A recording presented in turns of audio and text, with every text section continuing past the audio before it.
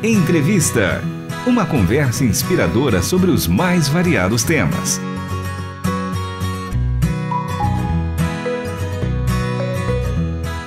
Eu tenho a alegria de receber aqui ao vivo Elienay Moura, ele que é pastor e missionário no Timor-Leste. Seja muito bem-vindo aqui à nossa programação, pastor.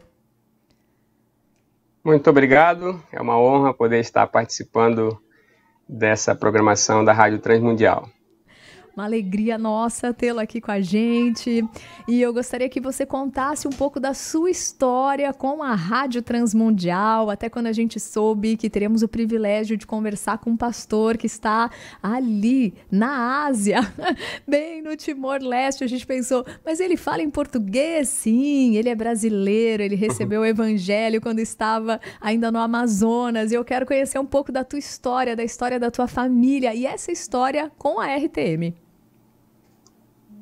Tá certo. Antes de eu entrar na história, eu quero contar como foi feita essa conexão, né? Porque eu achava interessante como a minha família foi alcançada pelo Ministério da Rádio Transmundial há muitos anos atrás, mas eu não sabia que pastor, de onde veio o programa, então eu ficava dizendo assim, quando eu chegar no céu, quando a minha família, os meus pais chegarem no céu, nós vamos poder encontrar esse pastor que orou por nossa família, pelo meu irmão, que eu vou contar a história daqui a pouco.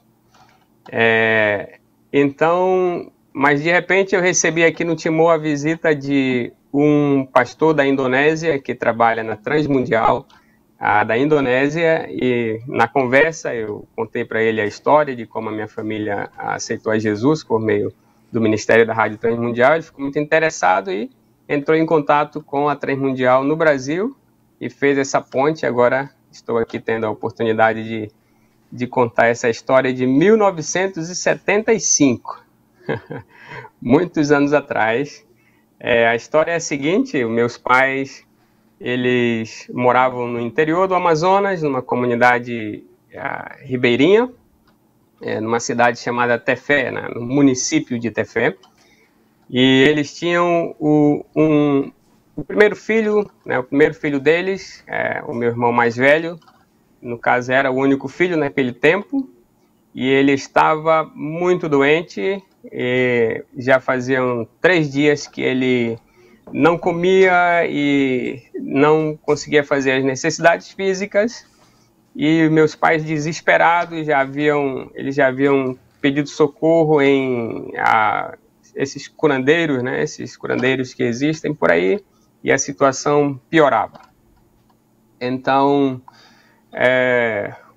o meu irmão, que era chamado Jailson, né, o mais velho, o primeiro filho dos meus pais, tinha 1 ano de idade e estava ali praticamente já esperando a morte, né?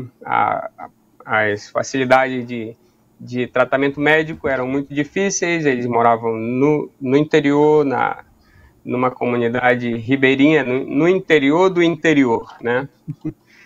Então, os meus pais estavam ali naquela angústia, praticamente já esperando ele falecer, porque era a situação já desesperadora mesmo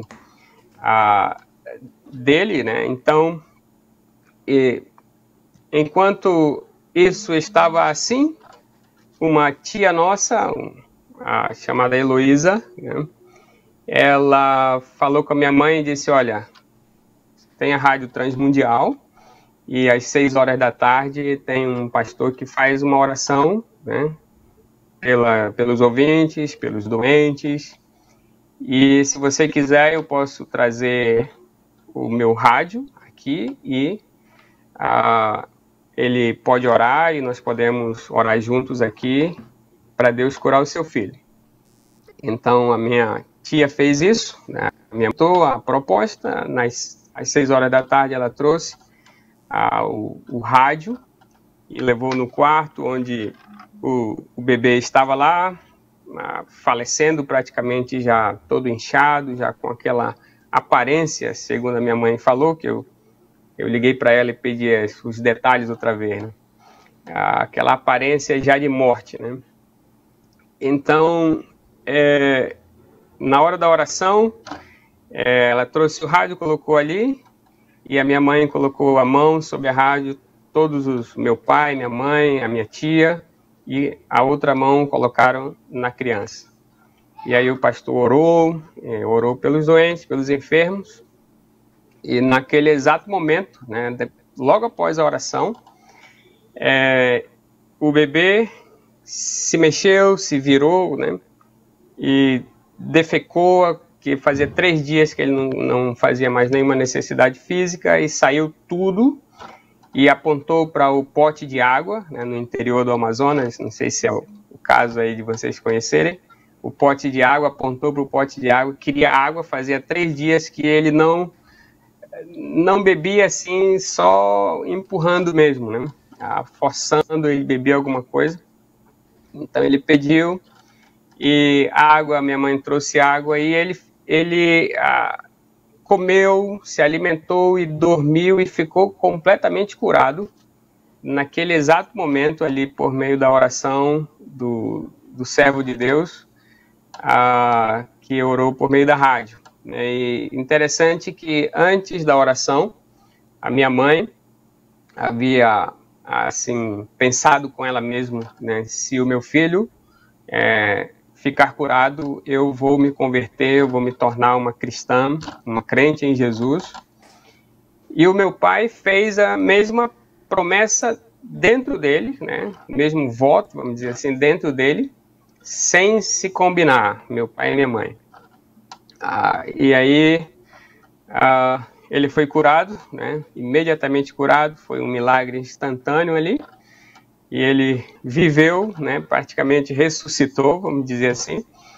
E os meus pais decidiram, então, aceitar Jesus, né, e se tornaram firmes mesmo, firmes no Senhor. E 3 meses depois, o meu pai foi convidado pelo pastor da região, né, para cuidar de uma congregação no outro lado do rio.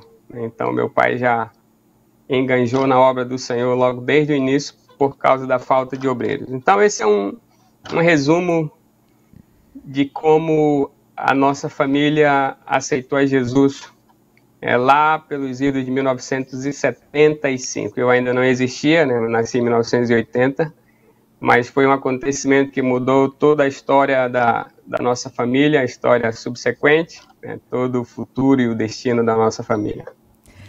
E olha, breve história, mas extremamente emocionante. Tô arrepiada aqui de ouvir.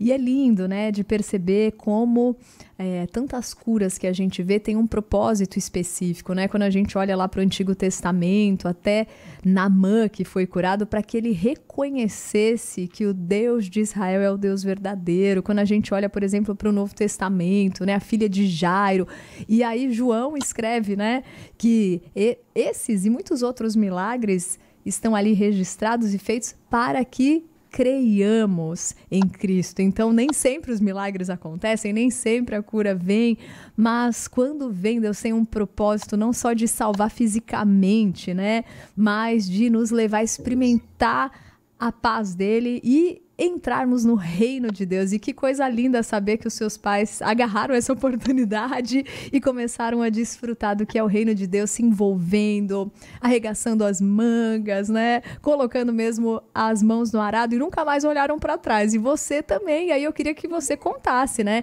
Você ouviu dos seus pais sobre isso, mas como foi a tua relação com Cristo? Sim, tá. Então, os meus pais aceitaram Jesus, se tornaram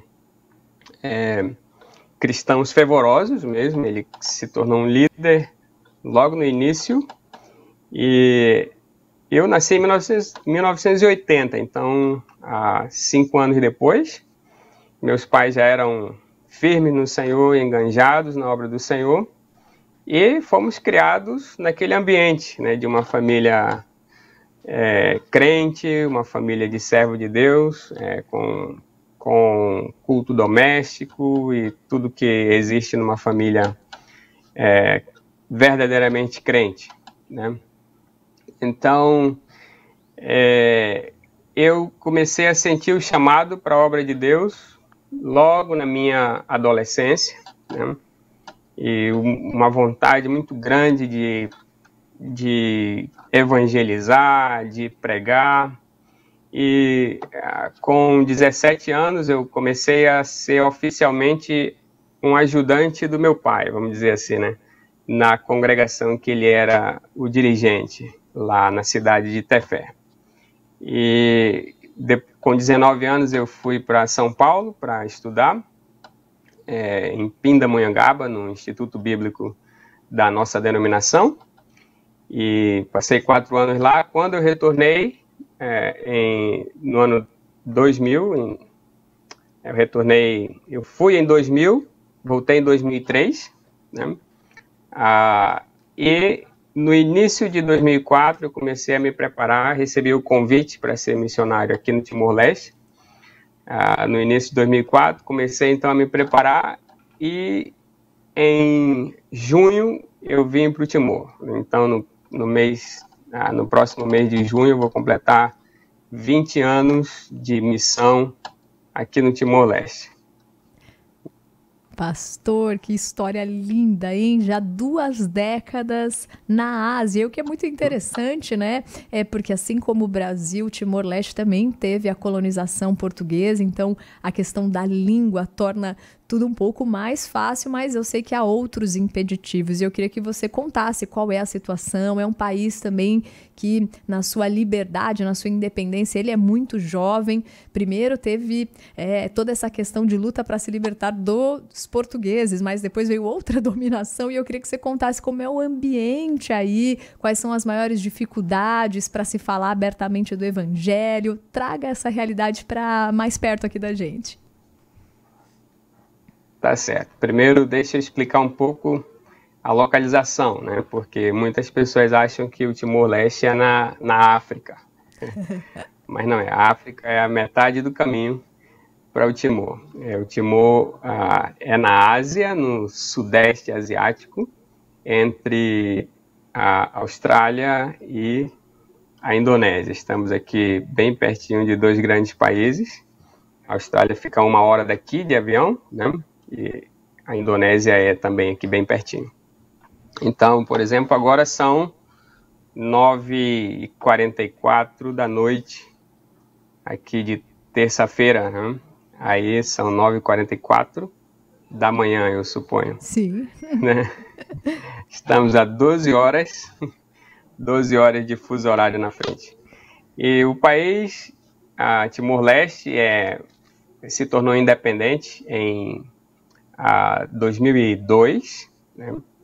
Depois de uma longa luta contra a Indonésia. O país antes foi colonizado pelos portugueses, assim como o Brasil, né? Portugal saiu em 1975 e a Indonésia entrou, então, mas a Indonésia invadiu, né? Invadiu assim para dominar mesmo, porque naquela época havia ameaça comunista e toda essa Guerra Fria e tudo mais. Então, a Indonésia invadiu o Timor e, por 24 anos, a Indonésia governou o Timor assim, de maneira muito brutal, né?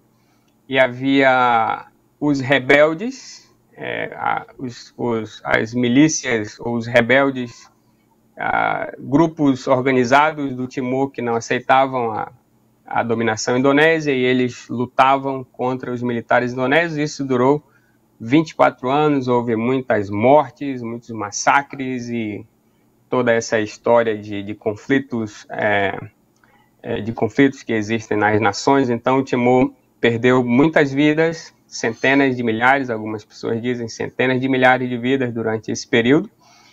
E em 1999 houve um referendo e o povo escolheu se tornar independente.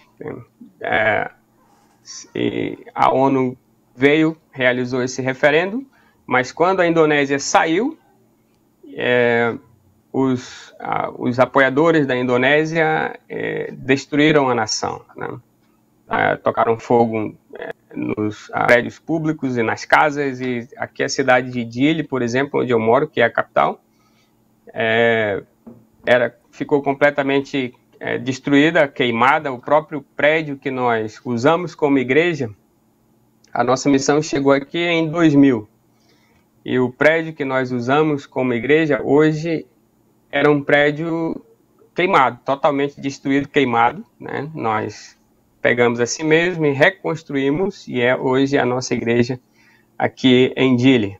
Então, de 2000 até 2002, a ONU governou o país e tentou organizar a nação. Teve um brasileiro muito conhecido, que foi muito importante nessa época, que é o Sérgio Vieira de Mello, né? Muito celebrado aqui no Timor. Ouvintes, aparentemente a gente está com um pequeno problema de conexão, mas quem sabe em breve a gente já volta ao vivo com o pastor Elienay Moura. E essa história tão interessante de como ele se converteu pelo testemunho dos pais e de como os pais se converteram ao ouvirem a Rádio Transmundial e a oração e o poder, o agir de Deus. Então aqui hoje a gente quer mostrar como o nome de Deus é grande, é bom e nos liga de diferentes formas, né? Pastor Elienay, tá nos ouvindo agora? Estou, espero que vocês estejam me ouvindo também. Tô te ouvindo sim. Olha, enquanto isso, o que foi importante é que a gente pôde acompanhar aqui inúmeros comentários sobre a história que você nos trouxe. A Thalita em São Paulo, lá em Presidente Epitácio, ouvindo você, mandou um grande abraço. A Eunice em Goiânia diz que lindo testemunho desse jovem, e ainda ganhou de brinde um jovem, hein, pastor? A Edivânia lá em Floriano, Piauí, disse: estou emocionada com esse testemunho, louvado seja Deus. A Simone em Maringá, também acompanhando, disse: olha, já vamos estudar agora sobre o Timor-Leste em geografia. Muito bom ouvir essa palavra do Senhor através desse testemunho tão vivo do agir de Deus e através da RTM. Eu brinquei, o senhor é jovem sim, mas é que são mais de 20 anos já de história aí no Timor-Leste. Não. E são mais de 2 décadas, né? Quase 2 décadas aí no Timor-Leste, mas a história sua começou bem cedo mesmo, né? Como você falou, já sentiu o chamado para missões já com 17 anos.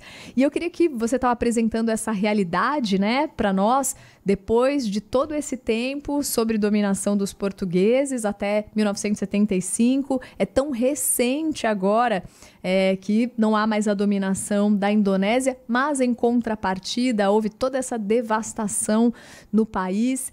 E eu queria que você contasse, né? Assim como a colonização portuguesa fez com que a religião mais institucionalizada fosse o catolicismo, mesmo assim há inúmeras ramificações, e eu queria que você contasse.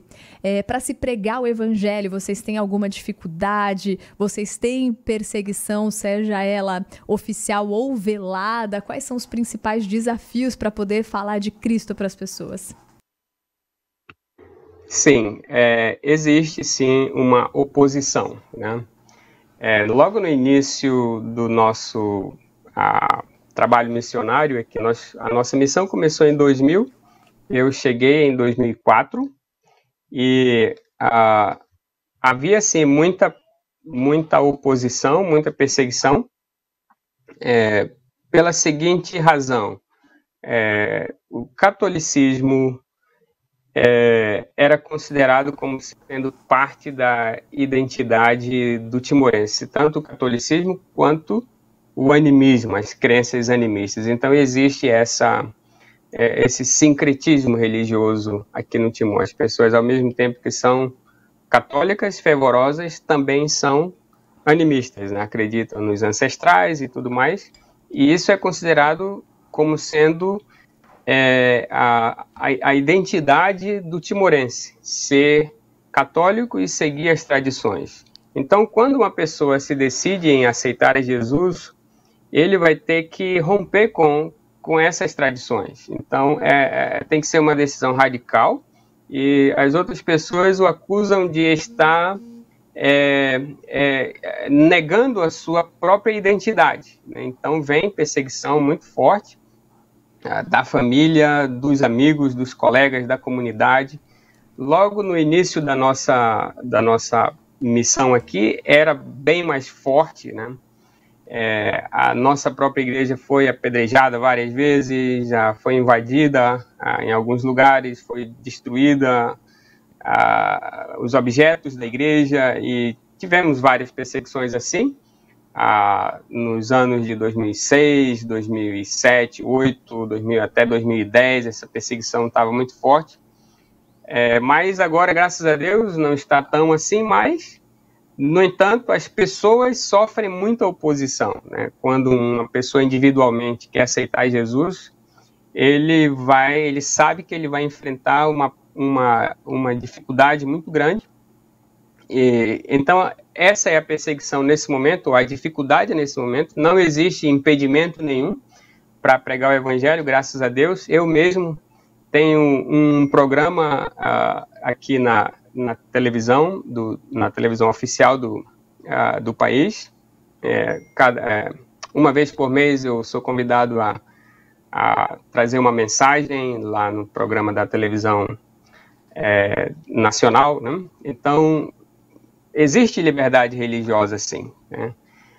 Graças a Deus, nós temos a nossa igreja, que é espalhada por todo o país também. Nós temos nossos cultos são transmitidos live streaming. Então, graças a Deus, hoje é muito melhor, muito mais livre do que logo no início, quando iniciamos a obra aqui no Timor. E as portas estão se abrindo, e Deus com certeza vai fazer ainda coisas maiores e maravilhosas aqui nessa nação.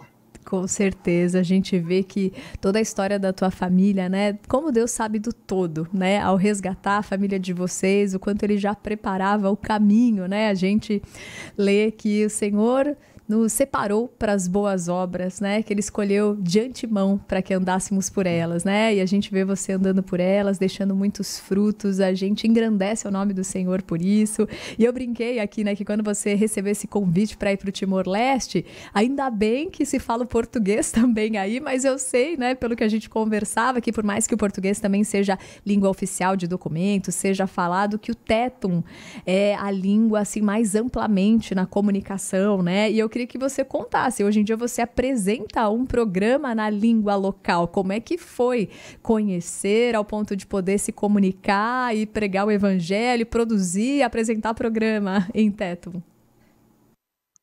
Sim. O Timor tem duas línguas oficiais, que é o português e o Tetum. Mas, infelizmente, para nós... O português não é falado, assim, é falado por uma quantidade muito pequena, mas os antigos, as pessoas antigas, né, quer dizer, os idosos, as pessoas que eram do tempo da colonização portuguesa, eles compreendem um pouco de português. Mas no dia a dia, nós falamos em Teto, que é a língua nacional aqui, que todo mundo fala, né?